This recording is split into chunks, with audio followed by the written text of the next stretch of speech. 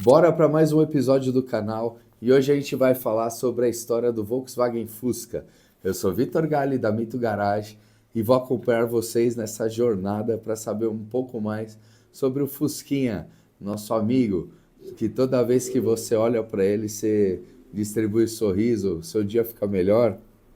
E eu tenho certeza que se você respira e vive nesse planeta Terra, você já cruzou com um, não é mesmo? Eu vou falar um pouco sobre algumas curiosidades gerais e eu queria saber de vocês se vocês sabiam que o Volkswagen Fusca foi o primeiro automóvel fabricado pela Volkswagen na Alemanha, vocês sabiam disso?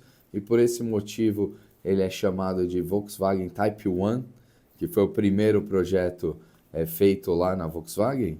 É. Outra curiosidade que a gente vê é que ele foi fabricado de 1938 a 2003.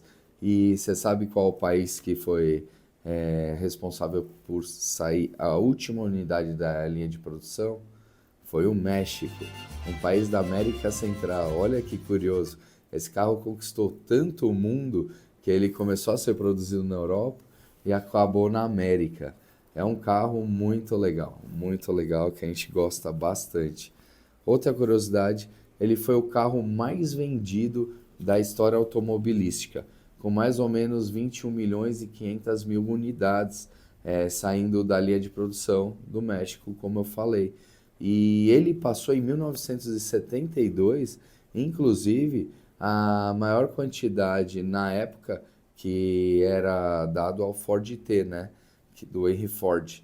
Ele bateu essa meta em 1972 e todo mundo conhece o Calhambeque, né?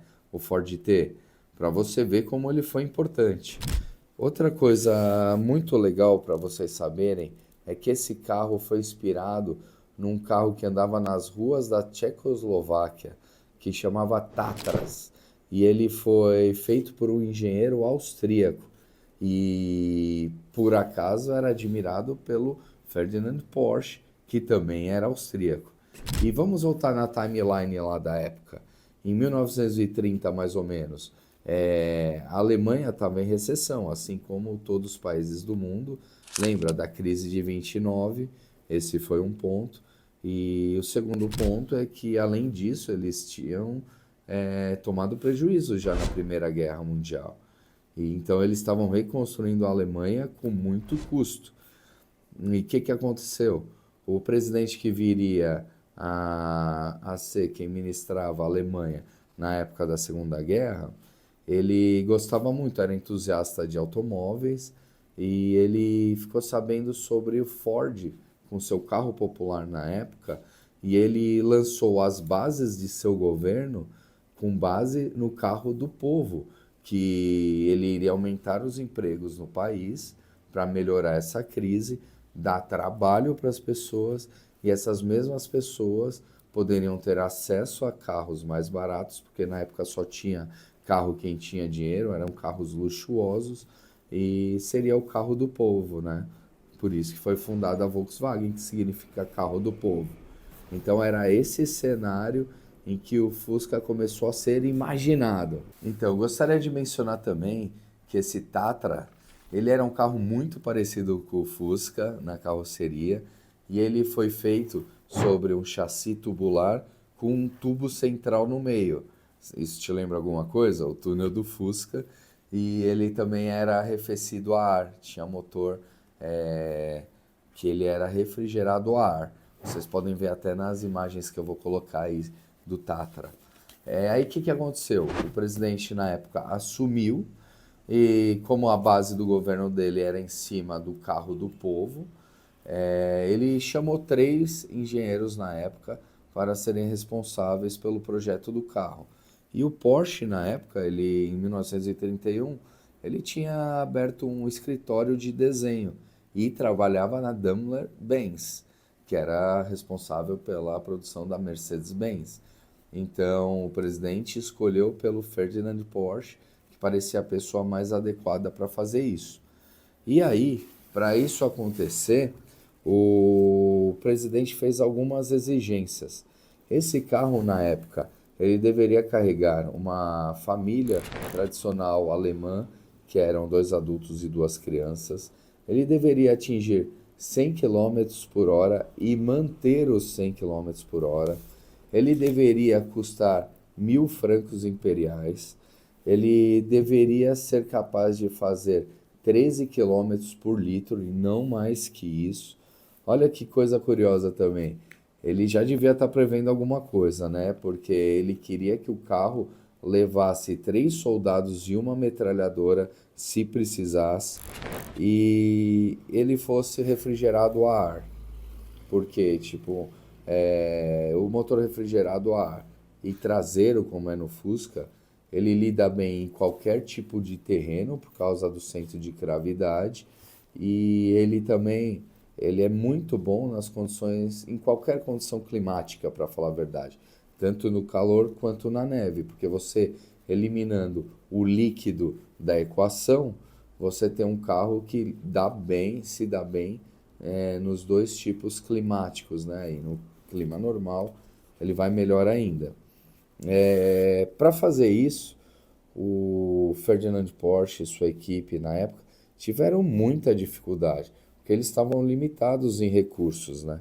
Para você ter ideia, até o motor, que é arrefecido a ar, eles fizeram vários testes com 2, 3 cilindros, mas eles não aguentavam carregar o carro, eles duravam pouco. Então, o projeto do motor, olha que bacana, meu. Ele foi feito com base em motor de avião, motor de avião. E por acaso, um projeto que o Porsche tinha desenvolvido anos atrás, ele resgatou e é um boxer de 4 cilindros, arrefecido a ar, que atende excelentemente bem a essas exigências, inclusive de custo. Na época era um motor 1.100, 1.200 cilindradas. Vamos lá. Nesse meio tempo, muitos protótipos foram feitos, tanto na parte de chassi, carroceria, quanto na parte mecânica. E alguns protótipos depois, em 1937, foram produzidos 30 protótipos de um carro que chama VW30. As imagens estão aí para vocês verem também. É um carro que já é muito, muito parecido com o Fusca, porém ele não tinha janela traseira nem para-choques. Mas,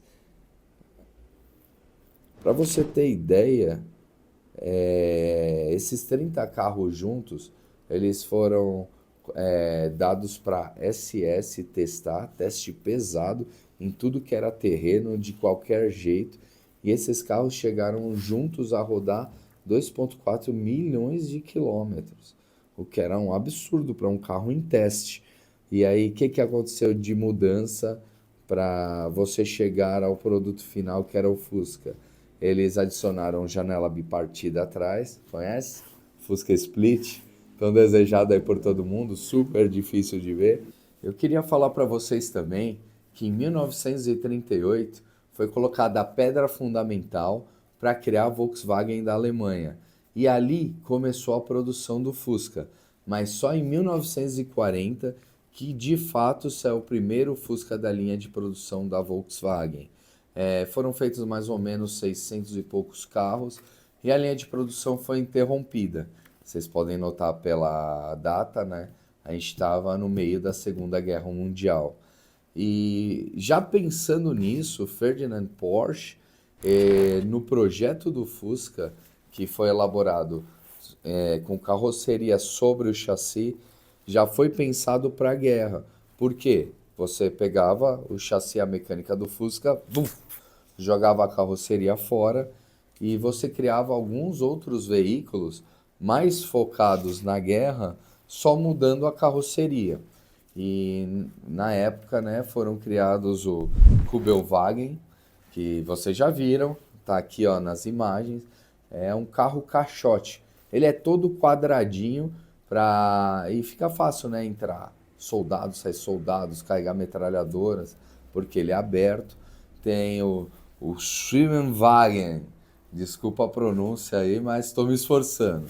Que, como o próprio nome diz, né, Schwinn, carro anfíbio. é um carro que poderia entrar na água e alguns terrenos lamaçais. Na época também tem imagens aí. E tinha o Commander Wagen, que basicamente era um Fusca militar, né, que levava soldado de lá para cá. Você nota que alguns faróis tem um risquinho assim com uma abinha, como se fosse boné, porque eles andavam em comboios e não chamava atenção quando eles estavam em comboios, tanto para aviões como tropas inimigas. Era um artifício de camuflagem, vamos dizer assim, né? Para evitar que os outros te vissem e você conseguisse movimentar com uma certa paz, né? E pensando nisso, com o final da Segunda Guerra, o que aconteceu? A Alemanha perdeu, todo mundo sabe, e vamos dizer que seu território e suas empresas foram divididas como espólio de guerra. A Volkswagen mesmo sofreu bombardeio durante. É bem interessante, né? Você vê tudo que a empresa passou e quão rápido ela se reergueu na história. A empresa foi dada aos britânicos, aos ingleses, que administraram e ficaram encantados com o Fusca, porque a produção era muito simples, era fácil de fazer, fácil de finalizar, e ele atendia, eles ficaram fascinados, mas cansaram com o tempo e fizeram algumas parcerias com os americanos, inclusive com a Chrysler, que vendo que o mercado americano poderia ser um potencial comprador para esse tipo de carro. E assim começou a dinâmica de produção e comércio desse carro no mundo. Em torno de mais ou menos 1950, eles viram que seria interessante criar alguns outros modelos e criaram a Kombi, por exemplo, que embora não seja sobre o chassi de Fusca, usava a mecânica e muita peça intercambiava, como faróis, por exemplo, alavancas, um monte de coisa você intercambiava entre os dois para poder produzir e baratear a produção. E o Karmann-Ghia, que era um carro mais elaborado, e depois da guerra, as pessoas estavam mais exigentes e querendo curtir um pouco mais. O mercado já exigia algo melhor, então criaram o Karmann-Ghia. E isso começou a expansão para o mundo, mas com essa expansão para o mundo, o que aconteceu? Por volta de 1957, o Fusca chegou aqui em terras tupiniquins. Isso mesmo, no Brasil, mas isso vai ficar para uma outra história. Vocês podem acompanhar um vídeo falando sobre a história da Kombi e 5 motivos para você comprar um Fusca. É só clicar aqui e valeu, bora para a próxima. Fui!